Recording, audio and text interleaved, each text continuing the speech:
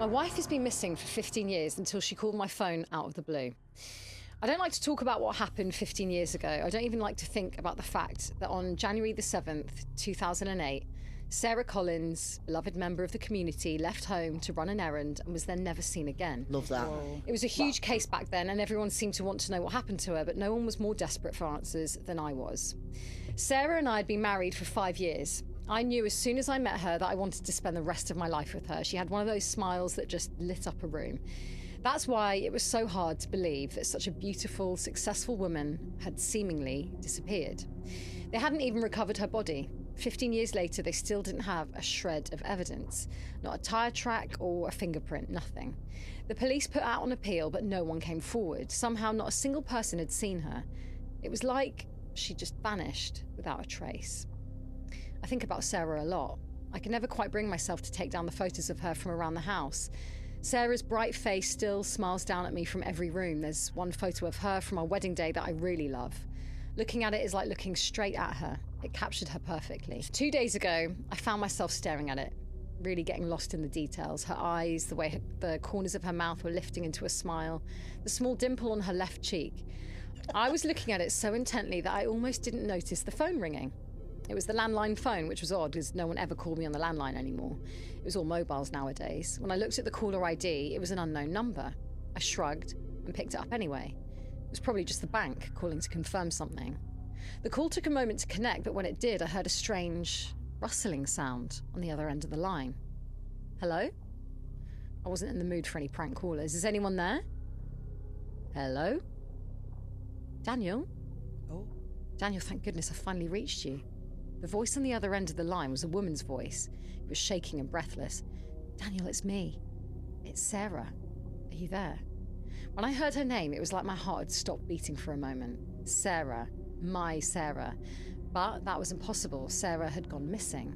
15 years ago, whoever this was not my wife. I don't know who you are, but you're not Sarah, I hissed into the phone coldly. Stop calling this number. I dealt with a lot of these calls, especially when Sarah first went missing. Con artists, fraudsters, anyone who wanted to manipulate a grieving husband. I knew none of them were my wife. No, Daniel, wait, you have to listen to me. It is me. It's Sarah. You have to believe me. She was sounding shrill and desperate now, even a little hysterical. The lengths that people go to in order to sell a lie is astonishing. Why are you doing this? I asked angrily. It's been 15 years since my wife disappeared. What do you want from me? For a moment, the woman on the other end of the line didn't respond. I was beginning to think that the call had disconnected when she finally spoke. Daniel, please, it's me. It's your wife, Sarah, the woman begged. I'm telling the truth. It's me, she continued to plead, but I'd had enough. I wasn't going to listen anymore. Don't call this number again, I firmly told her, hanging up. I thought that would do it. She wouldn't be likely to call me again, and I assumed it was all over. The next day, I had asked a friend to help me repair my plumbing system. He was a good friend. I'd known him since college. He'd been there for me when Sarah disappeared, getting me through it. We were both taking a break, catching up on the important events in each other's lives when my landline phone began to ring again. Sorry, I have to take this. It might be important, I said. I noticed the call was from an unknown number, just as it had been the day before. I didn't make a connection right away. After all, it could have been the bank this time round. Picked up the phone. I heard the same rustling sound.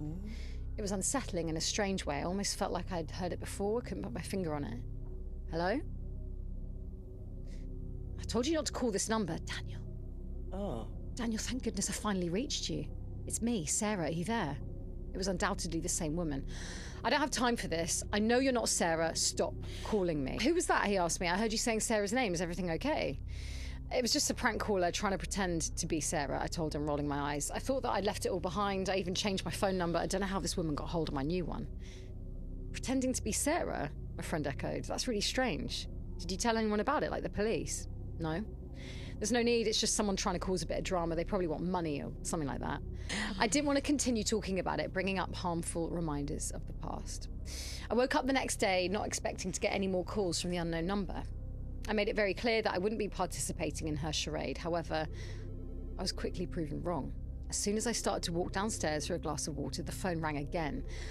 I thought about letting it ring, but I had a better idea. I was going to issue a much stronger warning to the caller. Or just listen. Just Yeah, listen. yeah. Or just listen. Yeah, I know. Yeah. Imagine being like kidnapped or something, calling your husband and being like, fuck off. Yeah, you don't even fuck I'm in danger. Come rescue rescue me. I picked up the phone, hearing the very same eerie rustling. I couldn't explain it, but it made a shiver run up my spine. Finally, the call connected. It was the same as the other times, the same pathetic monologue. Daniel? Daniel, thank goodness I finally reached you. Daniel, it's me. Sarah, are you there? If you don't stop calling this number, I'll have no choice but to involve the police. This is harassment. If you want my money, try conning someone else. Before I could give the woman on the other line a chance to answer, I hung up the call. Hopefully this would show her that she wouldn't be manipulating me. I could see right through her elaborate scam. I was sure that my warning would stop the calls coming in. I was so sure of myself that when I was woken by a loud, persistent ringing sound the next morning, I didn't even think to connect it to the unknown number calls. I first assumed it was my alarm waking me up, but when I turned to look, I saw that the alarm hadn't gone off yet. That was when I reached the conclusion it was the landline phone again. I rushed down the stairs, wanting to tell the caller that I would be taking police action. I got down there in time and I picked up the phone. Holding it to my ear, I heard the creepy rustling sound. It made my heart beat faster. Daniel? Daniel, thank goodness I finally reached you. Daniel, it's me. Sarah, are you there? I gave you a warning. I said that if you called again, I'd take legal action. You've gone too far now. I have to do something about this. I waited for the woman to respond. Daniel? It's me. I'm not lying to you. I'd never lie to you. Daniel, it's me, Sarah, your wife. It's me. You're not Sarah, I told her bitterly. I know you're not Sarah. I will be taking action. Goodbye. I know that woman wasn't Sarah. I know for a fact she wasn't.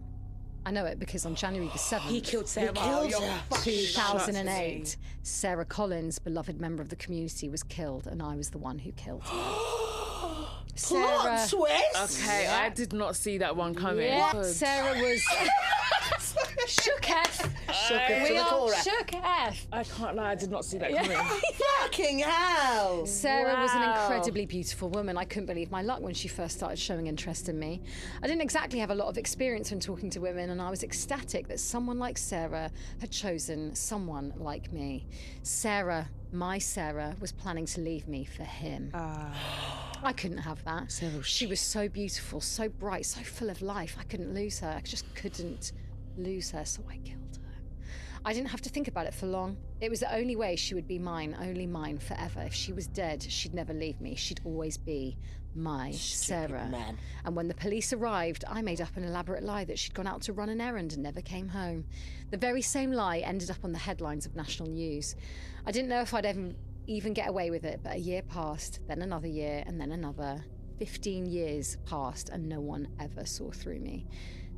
I was about to walk back upstairs when I heard tapping at the window. The sound of a window opening, and that's when I heard it, rustling, right there in my house. Rustling that paralysed me with fear and sent my mind into a panic. And then I heard it. Daniel? It's me, Sarah. It's me, Sarah. Thank God I finally You got there? through to you.